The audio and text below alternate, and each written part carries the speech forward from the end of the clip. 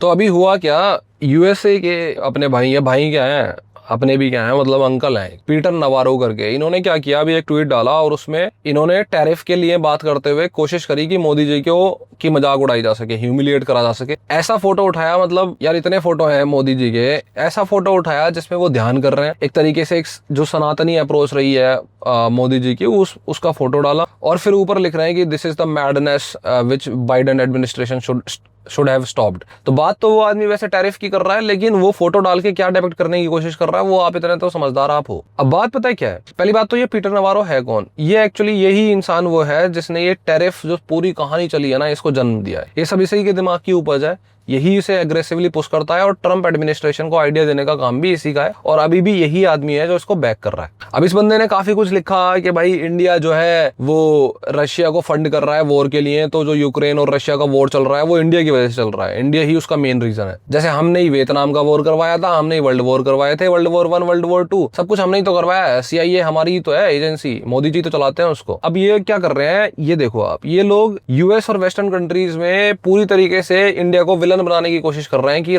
Ukraine और Russia का जो वॉर है उसमें इंडिया विलन है। और आज की डेट में ना यूएसए और वेस्टर्न कंट्रीज के अंदर काफी हद तक इंडियंस के खिलाफ हेट देखा जा सकता है ऑन सोशल मीडिया। आपने कुछ ड्राइवर्स की वीडियोस देख ली होंगी जिन्होंने एक्सीडेंट कर दिए थे, नो डाउट उनकी बहुत बड़ी गलती है और उनको वो सजा मिलनी चाहिए जो उनकी गलती है, ठीक है, गलत तो गलत ही है। पर क्या एक्सीडेंट की परसेंटेज सिर्फ इंडियंस की है वहां पे? ऐसा कुछ भी नहीं है। परसेंटेज निकाल के देखोगे ना तो चाइनीज, मिडिल ईस्ट से लेके हर कंट्री की जो परसेंटेज है जिन्होंने एक्सीडेंट करे होंगे वो सेम निकलेगी। लेकिन फिर भी इंडियंस के खिलाफ हेट जो है ना वो इस टाइम पे प्रमोट करी जा रही है। और वो क्यों करी जा रही है ये देखो आप। एक्चुअली ट्रम्प एडमिनिस्ट्रेशन में ना उनका एक कैंपेन था एंटी इमिग्रेंट पॉलिसीज में कि भाई अमेरिका फर्स्ट, अमेरिका की नौकरियां कहीं नहीं जाएंगी, अमेरिका की नौकरियां अमेरिका में रहेंगी, ये सारा कुछ चल रहा था। और मोदी गवर्नमेंट ने, जो करंट हमारी गवर्नमेंट है, उसने इसको थोड़ा देर के लिए होल्ड भी करा, इग्नोर भी करा। क्यों? क्योंकि भाई हम फॉर ग्रेटर गुड्स सोचते हैं कि भाई आज से 5 साल बाद, 7 साल बाद, वैसे भी ट्रम्प से अगर बना के हमें फायदा ज्यादा हो रहा है तो हम क्यों उससे फालतू में बिगाड़े। ऊपर से इंडियन गवर्नमेंट अभी भी शायद यही सोच रही है, जो कि सोचना सही भी है, कि टैरिफ वैरिफ जो है ये 2-4 दिन के काम है, महीने 2 महीने चलेंगे उसके बाद हट जाएंगे।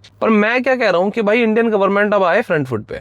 ये मेरा पर्सनल सोचना है, हालांकि चलो बहुत समझदार लोग बैठे होंगे, पर मेरा पर्सनल सोचना यह है कि इंडियन गवर्नमेंट आए फ्रंट फुट पे। क्योंकि ट्रम्प एडमिनिस्ट्रेशन जो है ना, ट्रम्प, ये लोग ना तो लॉयलिटी में मानते हैं, ना फ्रेंडशिप में मानते हैं, ना कंसिस्टेंट रिलेशनशिप में मानते हैं। ये सिर्फ और सिर्फ प्रेजेंट एडवांटेज की ओर मुड़ते हैं और वही सोचते हैं कि आज फायदा किस में है। तो इंडियन गवर्नमेंट को फ्रंट फुट पे खेलना चाहिए। Sometimes offence is the best defence. हमारे साथ क्या नहीं हो रहा, मतलब हमारी बैड PR कर रही है इंडियंस की, ठीक है, इंडियंस के खिलाफ इतना हेट है भाई साहब, रेसिज्म दबा के है। वैसे ह्यूमन राइट्स और ये सारे के लेक्चर हमें ये देते हैं, इस टाइम पे गंदे लेवल का रेसिज्म इंडिया के साथ हो रहा है। टैरिफ की बातें होती हैं तो टैरिफ में इंडिया के अगेंस्ट टैरिफ पुश करे जा रहे हैं। अब जो मोदी जी हैं उनका भी मजाक उड़ाने की कोशिश करी जा रही है। तो इंडियन गवर्नमेंट बैकफुट पे क्यों खेल रही है? इंडियन गवर्नमेंट को फ्रंट फुट पे खेलना चाहिए कि भाई तुम हमारे इंडियंस के खिलाफ जो है वो जबरदस्ती भड़का रहे हो चीजों को।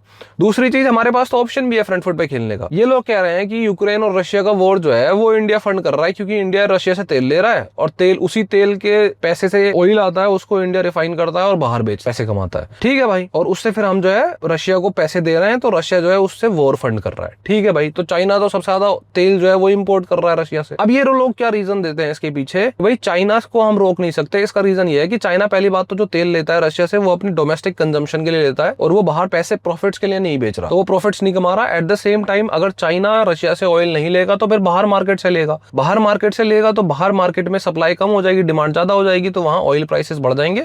उससे अमेरिका और बाकी कंट्रीज में जो है वो तेल के प्राइसेस बढ़ जाएंगे। ये भाई साहब इनका कहना है। पर इस बात से यूक्रेन और रशिया वॉर जो है उसको फंड इंडिया कर रहा है, ये कहां से लॉजिक बनता है? चाहे चाइना प्रॉफिट्स के लिए तेल बेचे या ना बेचे, चाइना सबसे ज्यादा तेल रशिया से ले रहा है, उसकी पेमेंट कर रहा है। इसका मतलब क्या है कि रशिया पे जो पैसा जा रहा है चाइना से जा रहा है सबसे ज्यादा, इंडिया से नहीं जा रहा। तो फंड कौन कर रहा है? चाइना। अब आपकी अलग ये कहानी है कि भाई तेल के प्राइसेस बढ़ जाएंगे, वो बढ़ जाएंगे, वो तो इंडिया भी कंट्रोल कर रहा है ना ऑयल प्राइसेस को। अगर वो बाहर बेच रहा है, प्रॉफिट्स कमा रहा है, लेकिन प्राइसेस तो कंट्रोल कर रहा है। पर मेन चीज क्या है ना, जो चीज समझ नहीं रहे लोग, ट्रम्प गवर्नमेंट को बहुत फायदा होता है इंडियंस के अगेंस्ट ये प्रोपेगेंडा करने से, क्योंकि उनके डोमेस्टिक जो वोट बैंक है उसमें उन्हें फायदा होता है। क्योंकि उन्हें ऐसा लगता है कि इंडियंस जो है भाई वो हमारी नौकरियां खा रहे हैं, बी वीजा जो है उसका सबसे ज्यादा फायदा जो है वो इंडियंस उठा रहे हैं। और ये सारी चीजें साफ साफ दिखाई भी देती होती होती हुई। अब बात रही भाई इनके ट्रेड डेफिसिट की। पहले तो चलो मैं बता देता हूँ कि पीटर नवारो जो है ना, पहले वो उसका बता देता हूँ भाई का। वो इंसान ना थोड़ा सा सनकी है। इस बंदे ने ना एक बुक लिखी थी डेथ बाय चाइना। तो ये ना ये बताने की कोशिश कर रहा था कि चाइना जो है वो कितनी तेजी से ऊपर आ रहा है, और कोई भी कंट्री जो है अगर वो चाइना को इग्नोर कर रहा है तो वो कितने बड़े खामियाजा जो है वो भुगतना पड़ेगा। मतलब इसके एंटी चाइना जो है इसने पूरी बुक लिखी। कोई प्रॉब्लम नहीं है, हमें क्या फर्क पड़ता है। उस बुक में इसने एक एक्सपर्ट का नाम जो है वो हमेशा उसमें मेंशन किया, उसका नाम था रोन वारा। और इसने बोला कि रोन वारा ऐसा कहता है, रोन वारा वैसा कहता है। रोन वारा कहता है कि चाइना जो है वो आगे आके बहुत सारे कंट्रीज की इकोनॉमीज को डिस्ट्रॉय कर देगा। रोन वारा ऐसे कहता है। ये इकोनॉमिस्ट है ना ये बंदा, तो इसने बुक लिखी है। बाद में पता चला इंडिपेंडेंट स्टडीज द्वारा, ऑस्ट्रेलिया की शायद किसी ऑर्गेनाइजेशन ने किया था, कि रोन वारा कोई है ही नहीं। रोन वारा एक्चुअली कोई इंसान ही नहीं है, वो उसकी ऑल्टर ईगो है। ऑल्टर ईगो मतलब कि उसने खुद ही एक एक्सपर्ट क्रिएट करा है जो उसकी बातों को जस्टिफाई कर रहा है। बाद में जब इसको कन्फ्रंट करा गया तो बोलता कि ये तो मैं ह्यूमर के लिए मैंने यूज करा था, ये तो मेरी एक तरीके से फ्रीडम है। और वहां पे वो बुक में प्रॉपर तरीके से उसको एक्सपर्ट बता रहा था, चाइना एक्सपर्ट, और चाइना के बाहर हार्वर्ड से ट्रेंड है, ऐसे करके उसने कुछ अपना खुद ही अपनी दुनिया में कुछ बातें बनाई थी। ये टैरिफ का भी जो कॉन्सेप्ट है वो भी सेम ही है। आज के टाइम पे जो ये टैरिफ है ना, ये इतना ज्यादा एक तरीके से मेरे हिसाब से ये पूरी तरीके से इलीगल है। क्यों है मैं आपको समझाता हूँ। ये टैरिफ का सीन जो खेलते हैं ना यूएस, अभी जो ट्रम्प एडमिनिस्ट्रेशन खेल रही है, इसका आप सच्चाई सुनना इसकी क्या है। यूएसए या फिर ट्रम्प एडमिनिस्ट्रेशन ना ये कहती है कि भाई यूएसए जो है ना वो सबका सामान लेता रहता है। मतलब सारा माल जो है वो यूएसए में एक्सपोर्ट करते हैं सब, कोई इंपोर्ट कोई नहीं करता। यूएसए का माल कहीं नहीं जाता। क्यों? क्योंकि सारे कंट्रीज टैरिफ लगा के रखते हैं। ये बात तो सच है कि यूएसए जो है वो ट्रेड डेफिसिट में है जब प्रोडक्ट्स की बात आती है इस टाइप की।